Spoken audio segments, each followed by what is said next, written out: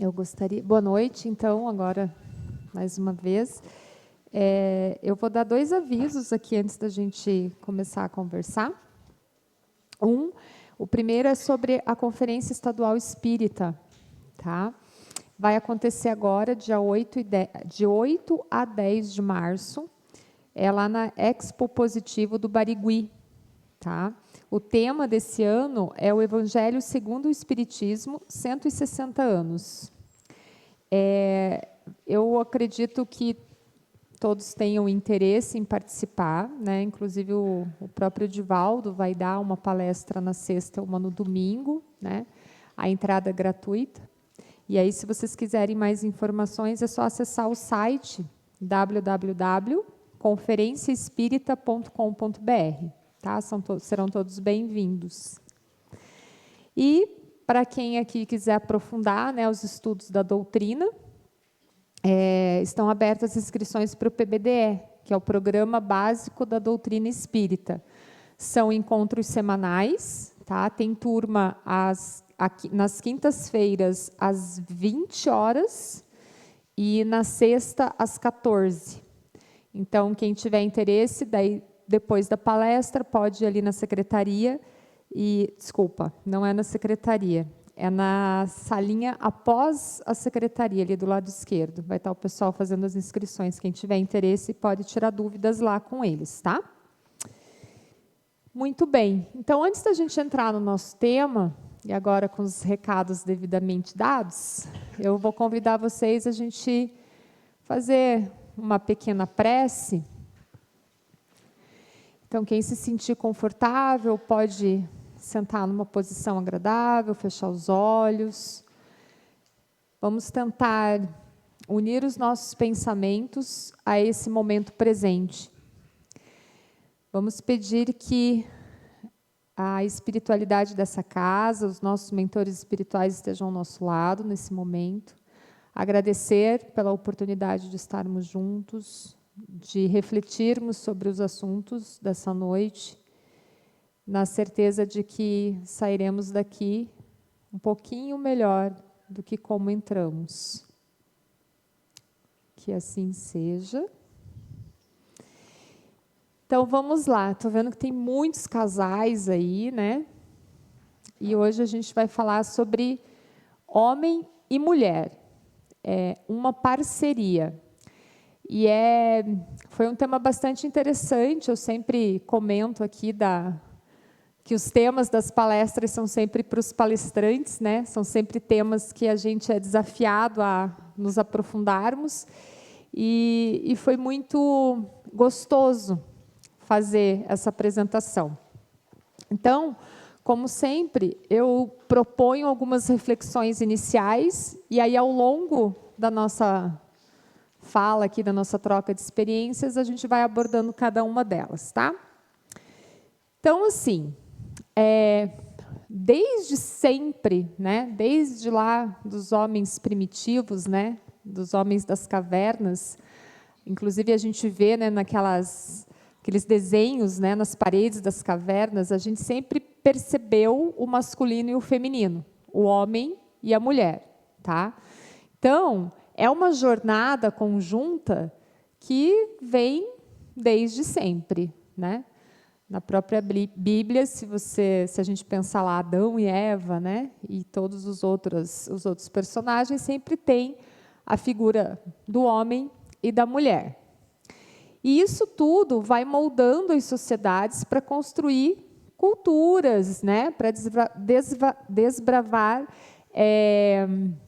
caminhos rumo ao progresso, que é o nosso objetivo nessa encarnação e em todas as outras, a gente progredir, né, para nos tornarmos perfeitos. Muito bem. Só que, ao longo desses anos, desses séculos todos, desses milhares de anos, essa parceria homem e mulher foi marcada por uma interação complexa de poder. E aí a gente começa a perceber uma desigualdade, um desequilíbrio, que hoje a reflexão é justamente para isso, para entendermos aonde que a balança desequilibrou e como podemos, né, colocá-la novamente em equilíbrio. Muito bem. Então, vamos pensar juntos aí ao longo dessa hora, qual é a origem dessa desigualdade, né? Se a gente for lá na história, a gente percebe que algumas culturas, o matriarcado existiu, né? E que tão logo percebeu-se, né, que a mulher, né, precisava do homem para então reproduzir, os homens, até por uma questão de preservação de bens, né, começaram a tomar o poder, né, o patriarcado, né, tornar o matriarcado obsoleto, por assim dizer, ou, né, inferiorizado, e aí começa lá nos primórdios essa desigualdade, né? E aí hoje temos em muitas culturas o patriarcado como a forma, né, de se comportar, vamos dizer assim. Quais são esses reforçadores comportamentais que contribuem para essas desigualdades? Então, a gente vai falar sobre isso também. Será que somos mesmos diferentes, homens e mulheres? E aí a gente vai refletir não só pelo biológico, que é óbvio, né? Mas dentro do espiritismo. Será que somos diferentes dessa maneira que hoje a sociedade nos propõe, né? Quais são as bases de uma boa relação? Como é que a gente equilibra a balança, né? As leis de Deus e as leis dos homens, né? Qual que tem mais valor, qual que interfere mais na nossa vida? E nós vamos falar de amor também.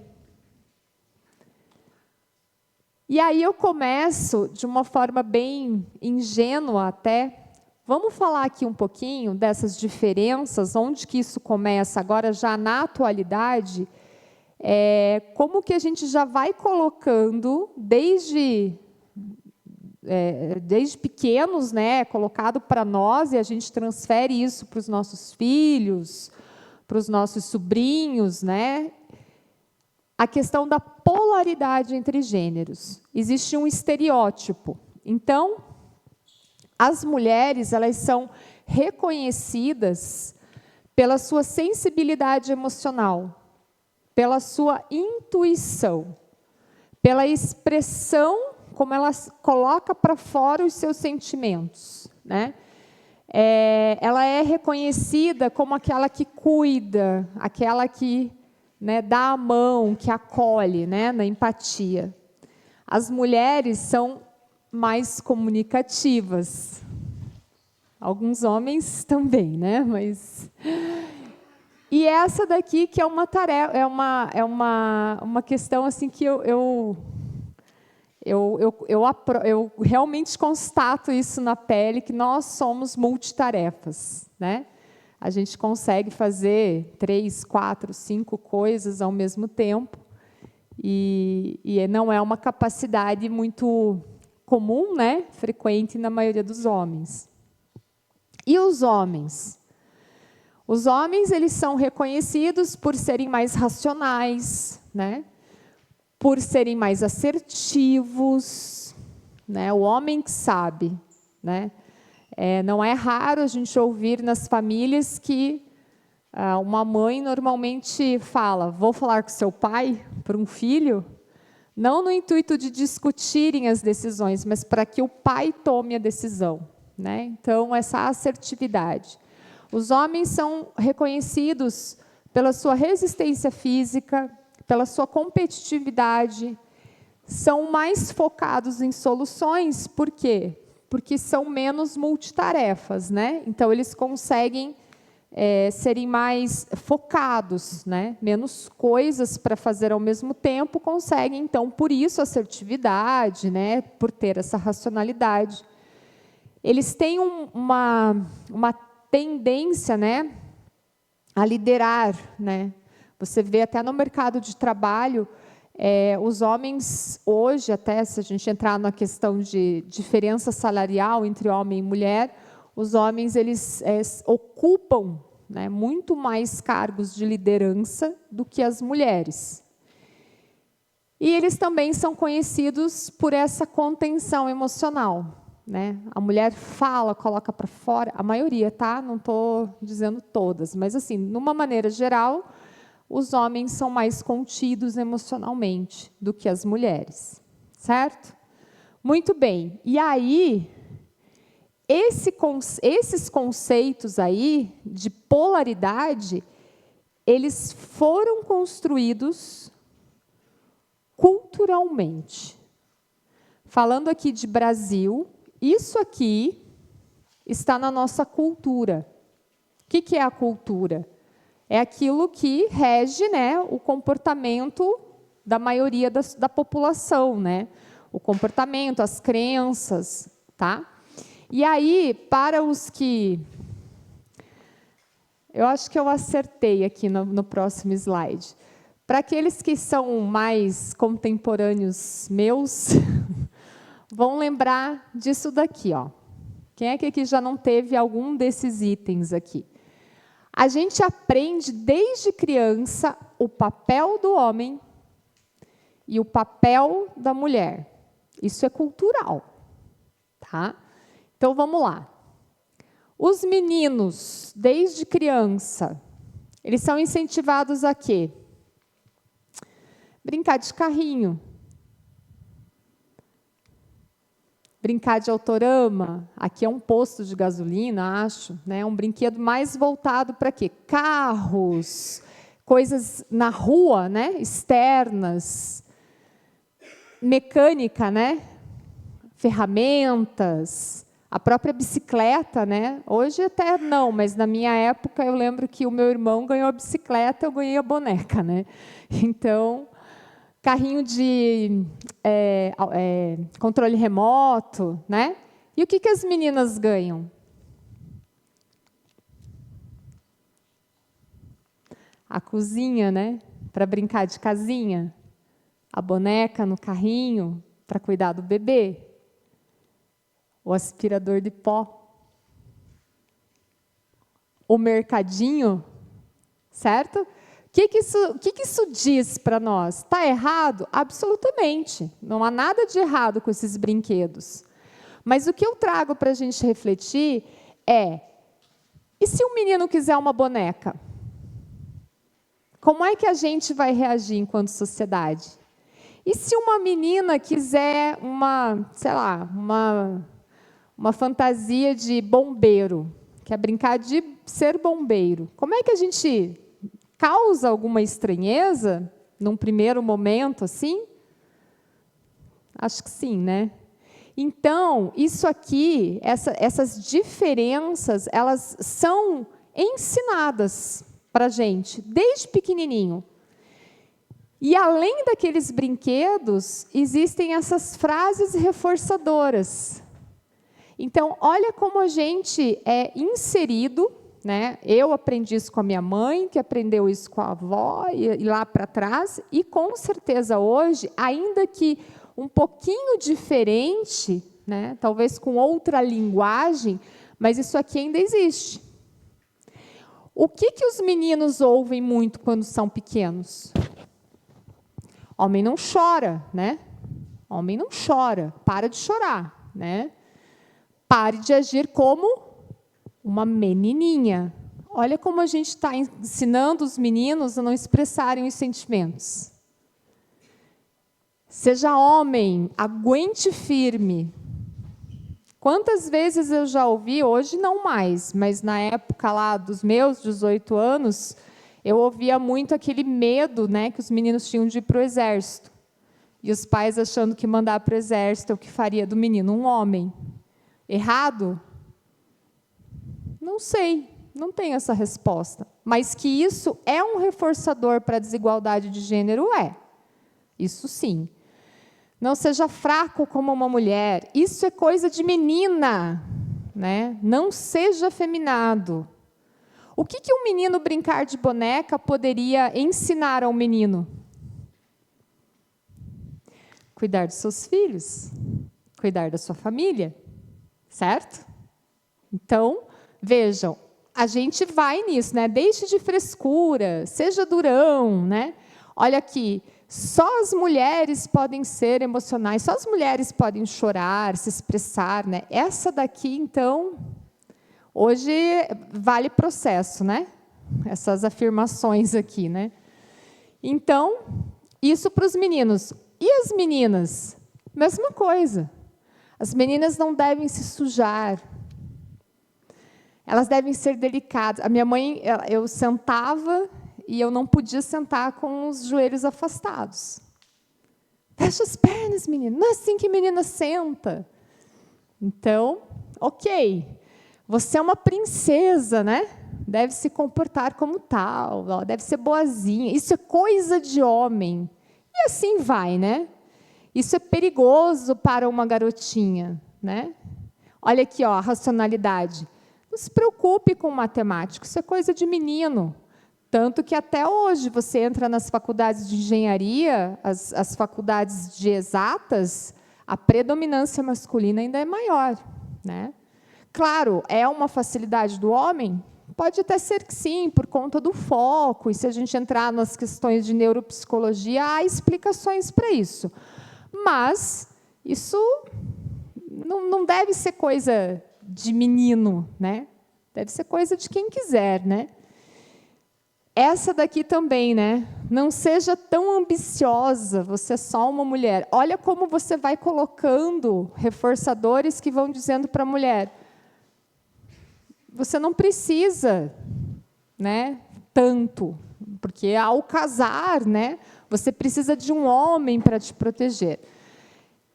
Eu trouxe isso propositalmente porque, como eu falei, talvez de alguma forma diferente, de alguma forma mais sutil, mas isso aqui acontece até hoje, tá? Mais do que a gente imagina e a gente não percebe, ok? Então, isso para contextualizar que a gente aprende essas diferenças, tá? Vamos continuar. O que isso vai gerar?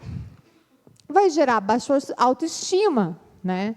Você começa a dizer que o menino só pode isso, a menina só pode aquilo, que um não pode, que você começa a falar, não, então não sou capaz, certo? Um autoconceito negativo, né? Que são essas mensagens que sugerem que um gênero é inferior que o ou menos capaz do que o outro. As crianças, né? Nós, né? Acabamos por internalizar isso. E é assim, um processo sutil, vai sendo registrado, aquilo fica no nosso inconsciente. Em algum momento na nossa vida, a gente acaba agindo com essas informações. Tá? Limitação de habilidades e interesses. Eu sou uma pessoa de exatas. Tá? E eu lembro que eu morria de medo de matemática. Só que eu conquistei essa habilidade, né? Eu treinei, eu me esforcei, eu fui capaz, tanto quanto os meus colegas, homens, tá? Repressão emocional. E esses homens que não conseguem se abrir, que retraem, que engolem, que às vezes vivem situações com a sua família, no trabalho e tudo, porque não conseguem lidar com essa emocionalidade reprimida, desde lá da infância. Claro, né, a gente vai perpetuar esses estereótipos, né? Então, até hoje, a gente vai ter dificuldade dos relacionamentos, nós mesmos, a gente vai restringir as nossas oportunidades. Quando a gente fala, isso é coisa de menino, né, a gente, às vezes, nem tenta alguma coisa. Quantas mulheres policiais existem? Né? Quantos homens, professores de jardim de infância existem? Né? Porque são colocados dessa forma, né? Que é para mulher, é para homem. Né? Desenvolvimento de relação de poder desigual. Como eu falei ali, o exemplo das empresas. As líderes femininas são muito menores do que as masculinas. E quando elas conseguem um cargo de liderança em grandes empresas, normalmente o seu salário é até 70% do salário dos homens, ou seja, 30% menor. Ok? E aí, dito tudo isso, sobre esse aprendizado que gera, né, que está inserido na nossa cultura, quero falar um pouquinho de psicologia. O Jung, ele traz dois conceitos importantes, e é aqui que eu vou fazer uma via ali de raciocínio para a gente chegar no espiritismo, tá? O Jung, ele foi um discípulo de Freud, ele é considerado o pai da psicologia analítica, não da psicanálise, são coisas diferentes, né? E ele traz um conceito de ânima e ânimos. Ânima é o feminino e ânimos é o masculino. O que ele diz é que todos os seres humanos, todos nós, homens, mulheres, temos as duas partes. Todo mundo tem dentro de si a ânima e o ânimos.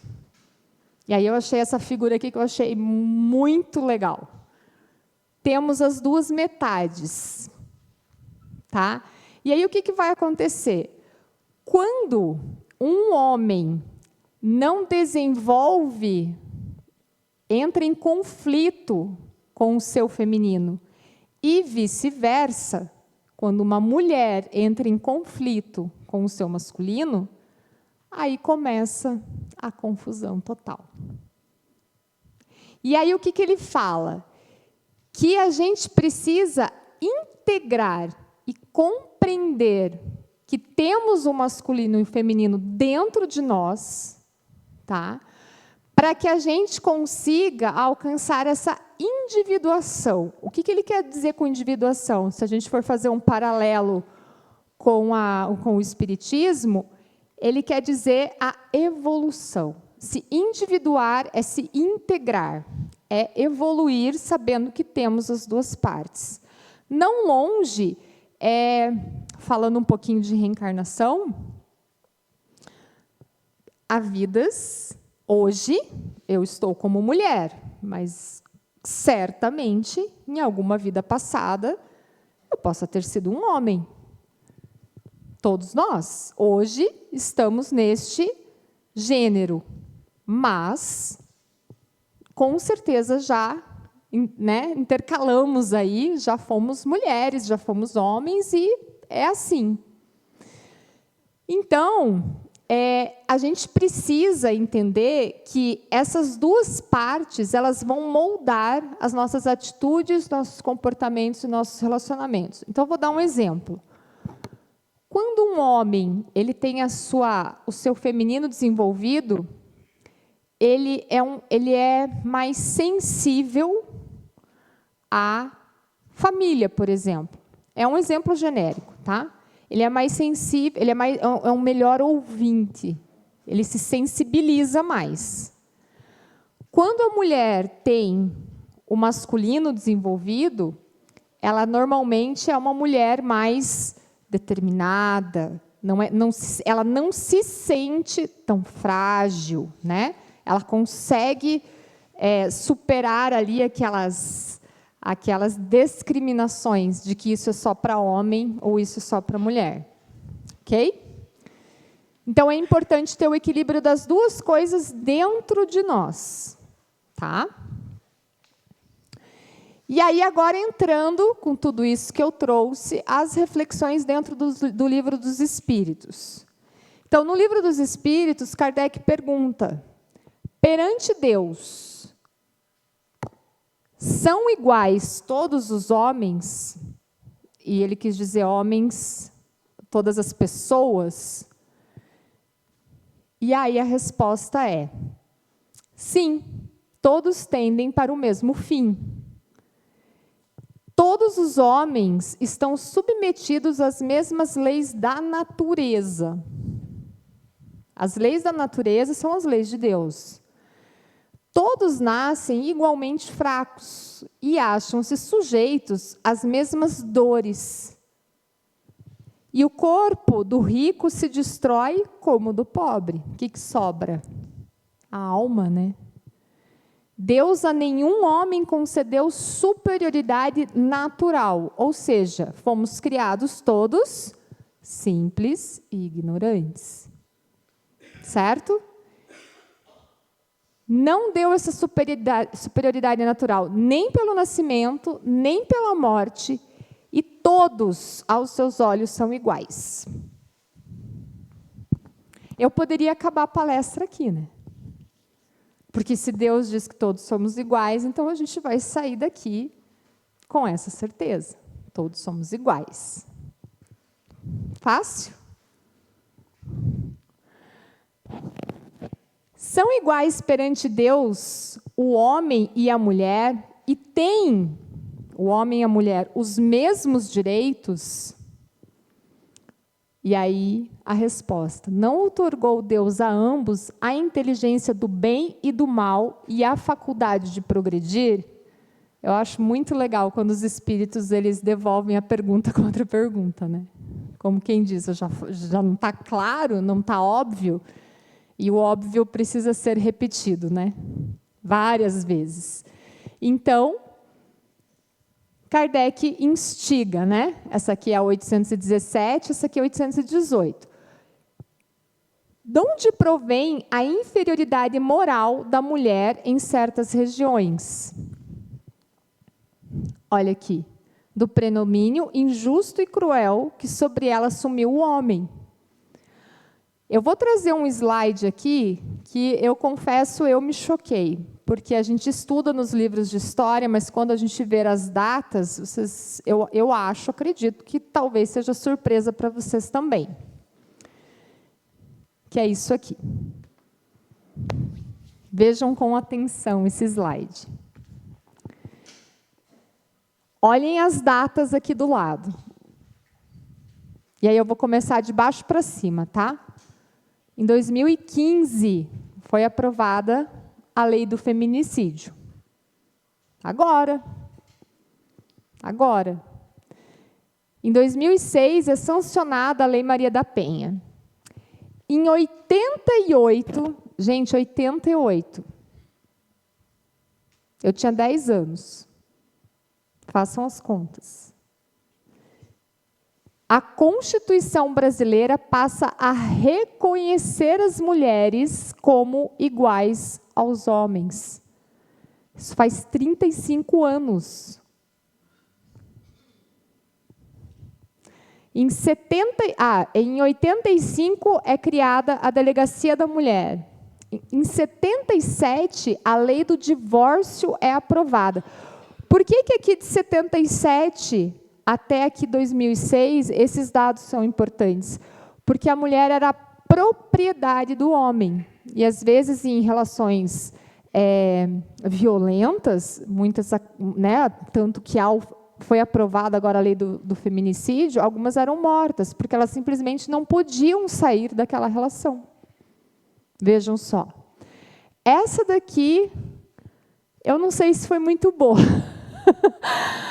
Essa daqui, as mulheres conquistam o direito de portarem um cartão de crédito. Foi em 74. Brincadeiras à parte, mas veja, a mulher não tinha autonomia financeira. Ela dependia do marido. Veja, um cartão de crédito. Em 62, é criado o Estatuto da Mulher Casada. Gente, 62, as mulheres conseguiram o direito de trabalhar sem precisar da autorização do seu marido. Incrível, né? Não dá um choque assim? Eu falei, nossa. 32, né, o direito ao voto. Agora, já aqui no século XIX, né, que 1827 são liberadas para frequentarem as escolas e em 1879 conquistam o direito ao acesso às faculdades. Chocante? Entendem por que tem essa... Quando eu falo de ser cultural, agora que a gente está dando assim, passinhos de formiguinha para tentar modificar um pouquinho essa balança aí que está desequilibrada. E que, aos olhos de Deus, somos todos iguais. Tá bom? Então, lá. Aqui eu coloquei a questão completa, mas eu vou destacar o que está em vermelho, tá? Então, é uma pergunta que Kardec faz assim, ó, sendo igual perante a lei de Deus, devem os homens ser iguais também perante as leis humanas? E aí começa essa confusão toda. Porque se seguíssemos só as leis de Deus, aquele outro slide lá nem existiria, né? Mas aí existem as leis humanas. E aí, os espíritos respondem, né, que o primeiro princípio de justiça é esse, né? Não façai aos outros o que não quereríeis que vos fizessem. Muito bem. Aí ele pergunta, assim sendo uma legislação para ser perfeitamente justa, deve consagrar a igualdade dos direitos do homem e da mulher? E aí que começou a confusão. Porque eles respondem, dos direitos, sim. Das funções, não. É muito sutil. Direitos e funções. Ah, porque a mulher tem que ser dona de casa? Não, não necessariamente. Ah, porque o homem tem que trabalhar e sustentar a família? Não necessariamente. Mas vão existir dentro de um contexto familiar aquele que vai assumir uma função e o outro vai assumir outra. Pode uma mulher sustentar a família e o homem ficar em casa cuidando dos filhos? Pode. Então, o que não dá para a gente pensar aqui é que as funções, né, estejam acima dos direitos. Porque daí entra aquela relação de poder, aquela disputa de poder. Aquela disputa de eu trabalho, eu, homem, trabalho, então você, mulher, não precisa ter cartão de crédito. Sabe? É nesse nível. Então, vamos lá. E aí eu destaco aqui, ó, a emancipação da mulher acompanha o progresso da civilização. Se não houver esse equilíbrio, se a mulher for submissa, se ela não estiver em pé de igualdade do homem, olha o que vai parar aqui. O progresso da civilização. Por quê? Porque não há possibilidade de escravizar o outro. Não pode. Essa é a lei de Deus. E aí, Kardec instiga, mas então, com que fim? Mais fraca fisicamente do que o homem é a mulher. Por que a mulher é mais fraca? Fisicamente, né? Também com algumas exceções, mas assim, a constituição física do homem, né, facilita, até quando você compara um homem que faz musculação e uma mulher que faz musculação, o ganho de massa é completamente diferente, por questões hormonais, por questões de composição física, é biológico, tá? Então, ele diz, para lhe determinar funções especiais. Ao homem, por ser o mais forte, geralmente, os trabalhos rudes. À mulher, os trabalhos leves. A ambos, o dever de se ajudarem mutuamente a suportar as provas de uma vida cheia de amargor. Tem problema a menina brincar de carrinho? E o menino brincar de boneca? Não tem. Agora, em algumas funções, a força do homem pode ajudar a mulher. em outras funções, a sensibilidade da mulher pode ajudar a evolução do homem. Então, é nesse sentido, é uma integração. Por isso que o título da palestra é Homem e Mulher, uma parceria. Parceria é par, é estar lado a lado, não um em cima e o outro inferiorizado. A fraqueza física da mulher, então agora a pergunta é ao contrário, né? Isso também, para quem lê o Livro dos Espíritos, vocês já perceberam que a gente tem sempre as mesmas perguntas feitas de formas diferentes para comparar as respostas? Percebam, ao estudarem o Livro dos Espíritos, percebam, isso é muito interessante. Você fala assim, já vi essa resposta, mas era outra pergunta. Ao contrário, né? Então, olha lá, a fraqueza física da mulher não a coloca naturalmente sobre a dependência do homem. E aí, olha só, a força que a um sexo Deus concedeu é para que proteja o outro, não para que o escravize. É sobre isso. Um ajuda o outro, cada um na sua função física, emocional, mental, cada um com as suas capacidades. Há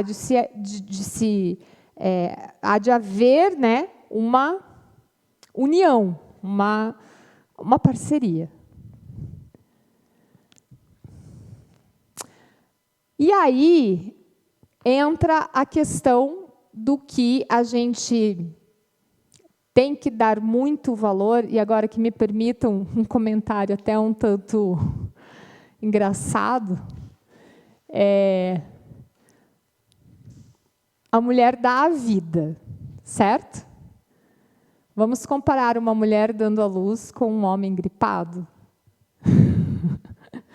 É uma piadinha, né, ingênua, mas é sobre isso. A força física do homem, muitas vezes, não é suficiente para alcançar o que uma mulher é capaz de fazer. Nesse caso, gerar outra vida. Essa é uma função importantíssima. A mulher é a porta de entrada para esse mundo de outras almas.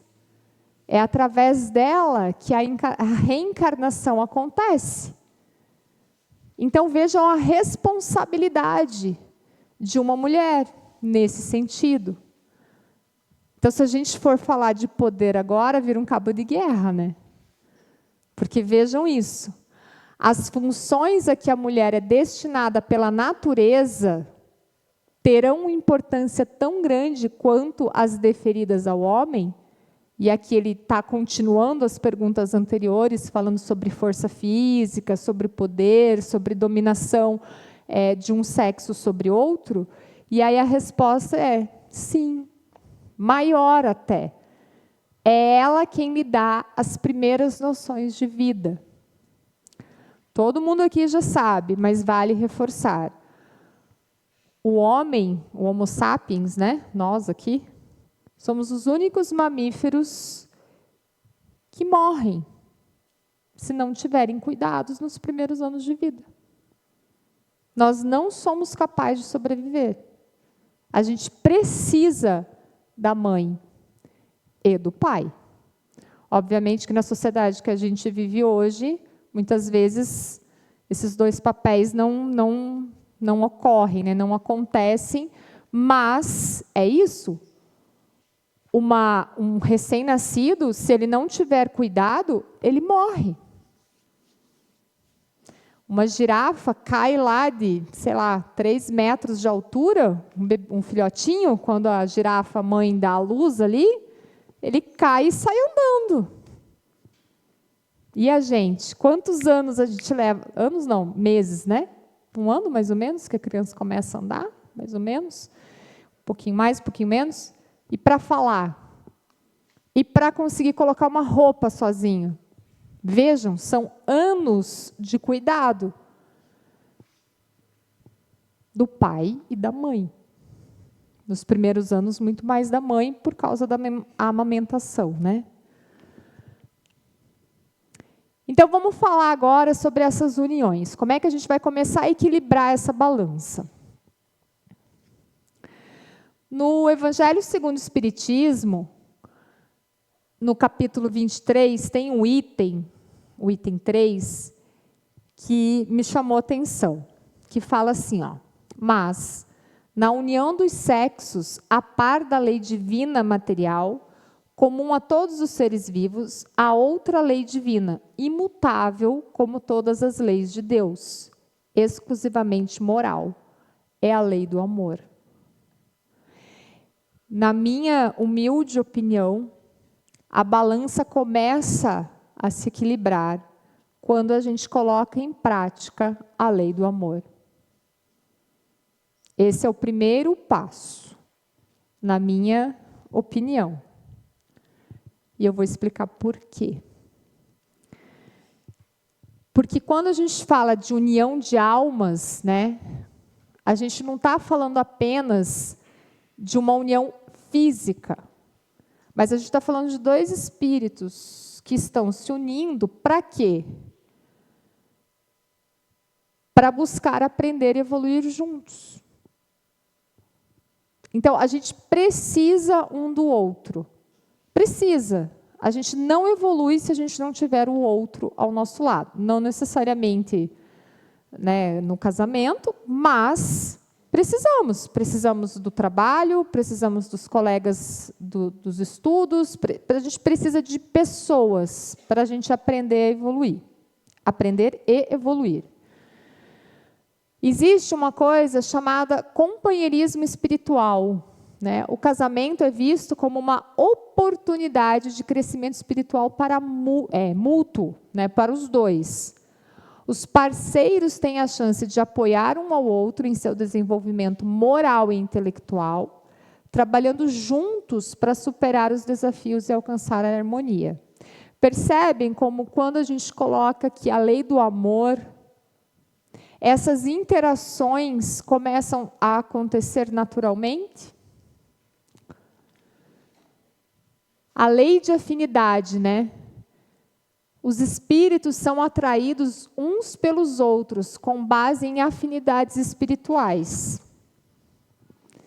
Assim, os parceiros que se unem em casamento podem ter conexões espirituais profundas que transcendem a vida terrena. Quem aqui já leu a coleção do André Luiz? No primeiro livro, No Nosso Lar. Quem viu o filme, quem prefere o filme, a mãe do André Luiz, que já era um espírito superior, ela se oferece para reencarnar, e o pai dele, que está no umbral, estou dando spoiler do filme, ou do livro, tem a oportunidade de reencarnar também. E a missão dela, no caso, né, é vir para ajudá-lo na evolução dele. Então, tudo tem um porquê, tá? Transcendem a vida terrena. Ela estava olhando pelo marido, que estava no umbral, desencarnado, e decide voltar, né, para poder apoiá-lo, para ajudá-lo na evolução dele.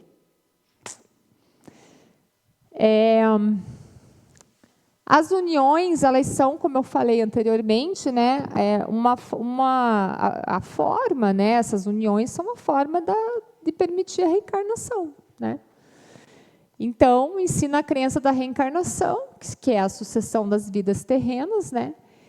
E, no caso aqui, o texto traz ali casamento, né, mas uniões, enfim, são o que oportunizam os espíritos de reencarnar. Por isso, de novo, eu trago a lei do amor. A evolução conjunta, né, como a gente já falou, né, há muitos desafios, né, que um casal passa ao longo da vida, seja na relação em si, seja no ceder, né, todo mundo tem que ceder um pouquinho. Eu sempre falo para o meu marido, não precisa ser 8 ou 80, mas também não precisa ser 40, né? Se eu for para 78, você vier para 10, já está um pouquinho melhor, né? Então, assim, o importante é a gente perceber que é com respeito e amor, né? Nesse respeito mútuo, nessa compreensão do outro. Por isso a importância do ânimos e da ânima em cada um, para você reconhecer no outro, compreender né, o amor altruísta. Para você compreender o outro, você precisa ter isso desenvolvido em você. Os parceiros são incentivados a se apoiarem mutuamente em desenvolvimento espiritual, em seu desenvolvimento espiritual, cultivando virtudes como paciência. E parece que quanto mais a gente vai vivendo, quanto mais idade a gente tem, menos paciência a gente tem também, né? Isso é proporcional. Então, vejam, paciência, cultivar paciência, tolerância e perdão. E como que a gente consegue fazer isso? Lei do amor, né? Você saber que você tem o feminino e o masculino dentro de si, para você poder olhar para o outro com esse olhar, né, do sexo oposto, e com isso, perdoar. Num relacionamento, a gente erra. E erra muito. E como que é a nossa tolerância e, consequentemente, o perdão? Não é fácil, né? Aí eu fiquei na dúvida se eu trazia esse slide ou não. Fiquei bem na dúvida, mas resolvi trazer. Nesse livro aqui, Estudando a Mediunidade, do Martins Peralva, ele classifica alguns tipos de casamento. Por que que eu não quis trazer e daí eu trouxe? Porque isso aqui é uma forma didática, não é uma lei absoluta, né? Você não precisa se encaixar aqui. Mas para você entender, às vezes, que, puxa, tem muito mais água passando embaixo dessa ponte, né, do que a gente imagina. Então, existem aqueles casamentos, encontros, relações, enfim, que são acidentais, né? Que é aquela efeito de atração momentânea, que não tem nenhuma conexão espiritual, e às vezes assim, as pessoas olham e falam, meu Deus, né? Como que, né? Enfim, acidentais. Esses aqui dificilmente duram, tá? Provacionais é o reencontro de almas para reajustes necessários à evolução de ambos. Aqui já a coisa começou a ficar séria. É uma prova. Lembram lá, expiações e provas? Aqui é uma prova, tá? Sacrificiais, que é essa da mãe do André Luiz, que eu dei o exemplo. Reencontro de alma iluminada, que não precisaria mais reencarnar, com uma alma inferiorizada. E qual que é o objetivo dessa união? Ajudar a alma não tão evoluída na sua evolução. Afins, que é o reencontro de corações amigos para a consolidação dos afetos. Eu quero muito acreditar que a minha é essa. E transcendentes, que são o quê? Almas engrandecidas no bem e que buscam para realizações imortais. Aí esse aqui já não está no nosso alcance, gente. Esse aqui fica para depois, né? Outro dia. Ok? Então, isso aqui só para vocês entenderem que, às vezes, uma relação tem um porquê. Não que você tenha que se submeter à infelicidade, a violências, né? Não é isso. Mas existe essas definições didáticas que podem, talvez, explicar alguma coisa. Tá? E aí, aqui, eu estou quase encerrando, tá, gente? Cansa, né? Ficar ouvindo tanto. Qual o princípio do equilíbrio necessário para as relações entre um casal? Uma coisa eu falei ali, né, que é a lei do amor. Mas sabe qual que é o segundo, ou talvez o primeiro, ou junto com o amor? O que um casal precisa? Alguém falou.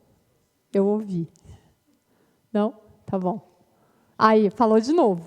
Eu não sei quem falou, ali, ó. Então, como é que a gente equilibra isso?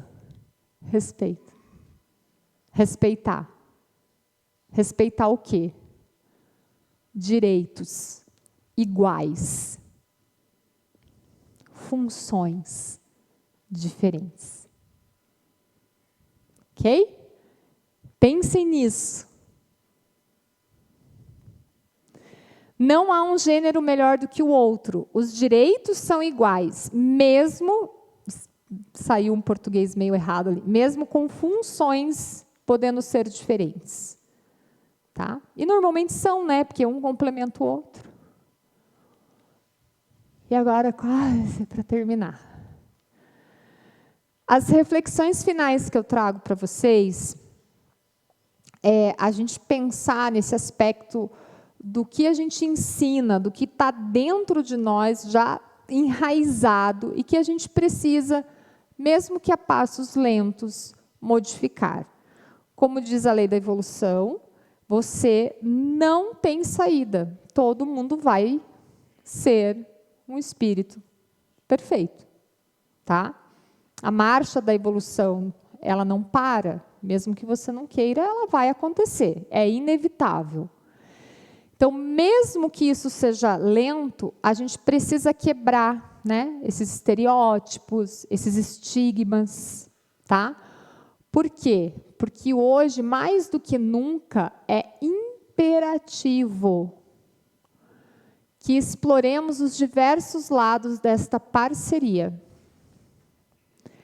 Não apenas em termos sociais e culturais, mas também espirituais e filosóficos. Que foi isso que eu tentei trazer aqui, essa sopinha de letrinhas aqui, que eu trouxe um pouco da psicologia, da história, né? Da nossa vivência enquanto crianças, né? Desses reforçadores de comportamento. Então, pensar nisso no aspecto filosófico.